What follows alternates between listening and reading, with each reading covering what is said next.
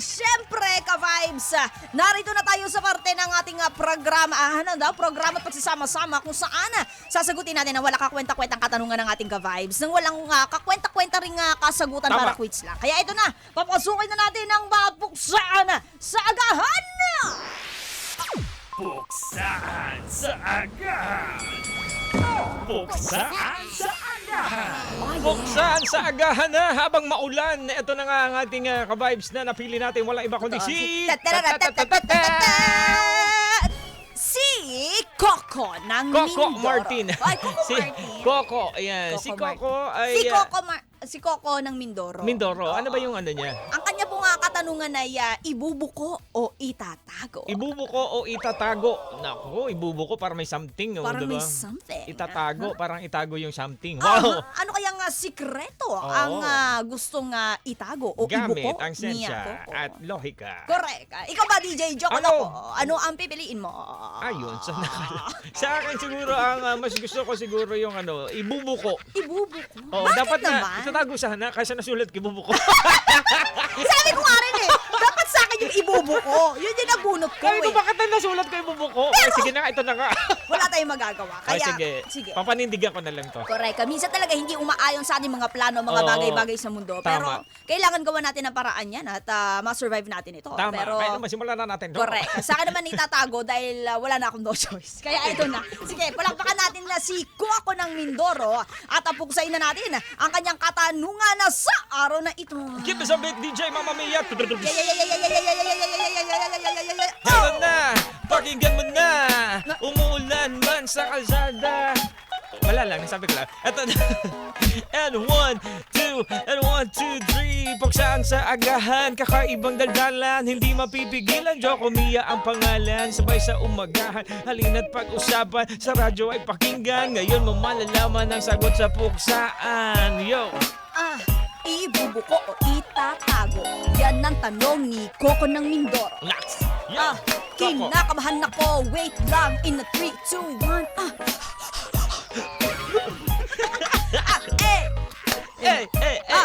In a 3, 2, 1, let's go! Mga sikreto, sari-saring mga kwento nakatago o lantad may dahilan ng bawat tao. Pero kung gusto niya sabihin o pasya niya ng ilihim, hindi dapat pangunahan, wag mo rin siya pipilitin. Paano kung hindi handa, baka yan mabigla? Basag na ang tiwala, samahan niyo mawawala. Diba ang turo nga sa atin, kung ang tao may saloobin, yaan mo na siyang lumapit. Dahil pusaya nga amin, at kung balak man nalag ng kapwa mong nababagabag, ingat ka ka-vice, baka sa huli ikaw pa ang mabasag. Hey! Ito naman, Joko Loco. Ibubuko, no? 1, Yeah. 2, and 1, 2, 3. Ibubuko o itatago ang pinadala sa amin ni Coco. Kaya patabi muna ng pamalo. Yeah. Ito na, ating pagtalunan, wag natong itatago. Yeah. Dapat niya nang malaman na to. Dapat Sige. na itong mabuko. Ulitin ko. Dapat niya nang malaman, dapat na itong mabuko. Kasi bali-balik na rin man di siya hihinto. Kasi paniniwala niya siya lang ang matino. Mga pag-uugali niyang hindi maganda na ang gusto lang palagi siya parate. Ang bida pero atribida. Arriba ng orada. Mukha namang luya ang pagmumukha niya. Bakit na ugali, pangit pa ang itsura. Pero kumaka-aura laman na talaga. Kaya ibuko muna bago pa makawala. Layuan na ang mga ganito, wala kang mapapala. Hey, wait lang muna. Wait. Kailangan kong huminga. Eto na. And 1, 2, 3. Dapat nang sabihin kasi hindi rin na amin. Wag mo nang hintayin na ikaw ay bulihin. Mga kasalanan niya sa'yo papaaminin. Wag mo nang ibulong la ito sa hangin. Yeah. Kailangan mong sabihin at aminin. Yeah. Mga maling gawain niya at ang mga mithiin. Wag mo nang hayaan na isang iba'y masalin. Hanggat maaga pa dapat datong mabuking yo. Break it down, yo. Break it down, Hiningal. Mabagal na nga lang, hiningal pa. Yan talaga pag nagkakaedad. Totoo nga yan. Nakaka-relate nakarelate na rin ako dyan.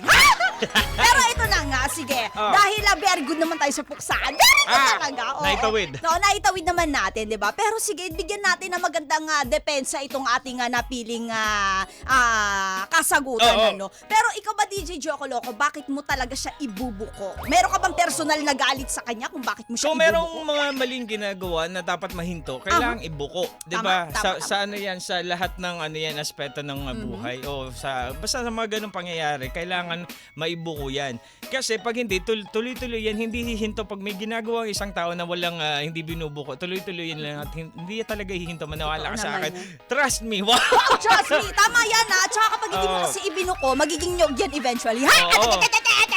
Oo, may mga ganun kaya kaya ganun.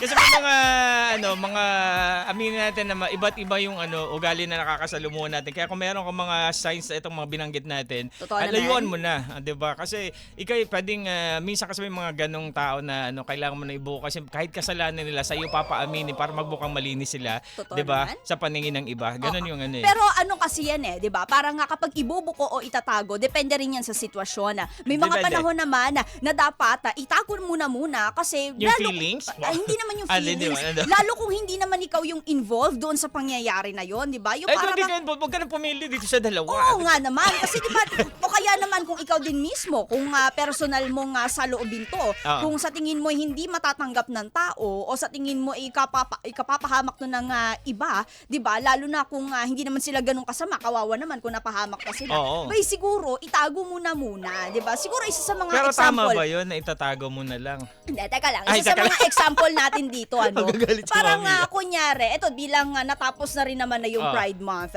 'Di ba minsan may mga tao kasi na kunyari natunugan siguro nila o dahil sa hilat siya ng mukha o sa galaw ng Hilat siya. isang tao, parang Oh. feeling nila, 'di ba? Baka member to ng LGBTQ, 'di ba? Pero hindi rin naman nila confirmed kung totoo ba talaga na ang taong ito ay nasa ganito ang gender orientation niya, 'di ba? So parang kung hindi mo naman na totoo nga kung hindi naman ikaw yung concern dito, 'di ba? Hindi mo naman kailangan pa sigurong ibuko yung tao na ganito siya na sige sabihin na natin na kunyari bading siya or 'di ba siya ay lesbian or kaya naman ano pa man ang kanyang gender orientation. Kung napagdesisyonan to ng tao na to na itago na muna dahil sa tingin niya hindi pa ito ang oras para umamin siya, edi itago muna, 'di ba? At kung nakikita mo na yung kaibigan mo, 'di ba, ay hindi pa siya ready umamin, sino ka para ibuko Para siya unahan mo siya, para ganun. unahan mo siya. Lalo na sa mga ganyan yung coming out moment kasi nila,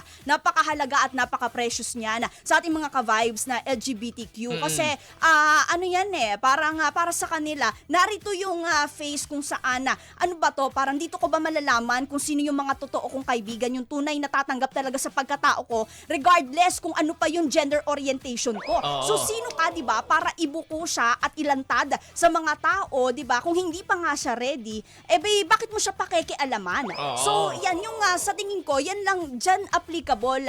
Isa yan sa mga bagay o mga pangyayari kung saan applicable yung itatago mo na muna yung tungkol sa isang tao. Tama. Yun lang Dun, naman. kumbaga, kaya doon sa ganong sitwasyon. No? So, Uh-huh. iba't iba tayong sitwasyon. So, doon naman sa point na yun, uma-agree ako kay Mama Mia na Uh-huh. kung may ganon nga, lalo na sa mga totoo yun, na sinabi mo, ay, di ba magkalaban pala tayo? No? Oo. Ba't ako Pero kailangan mo Hindi umag-isa. ka lang, pero agree ako doon sa point na yun. Malapit Sa na akin ako lang manalo. Wala kang panalo ka na. Oo, sa yun na naman na pag-uusapan natin. Sa iba't ibang klase, pwede mong i-apply itong ibubuko, itatago. Alam mo, may Totoo. kabit din kumpare. Ayan. Ang sample, no, kabit. Oo, kabit. May kabit si kumpare mo, no, Tama. tapos ikaw yung kaibigan, Tama. nakiusap sa'yo. Ay, hindi, sabihin ko pa din. Oo, dapat Ay, yan ganun. ang tunay na kaibigan. Sa Yan inyo. ganun ba? Wala niya ka pala. Sa babae.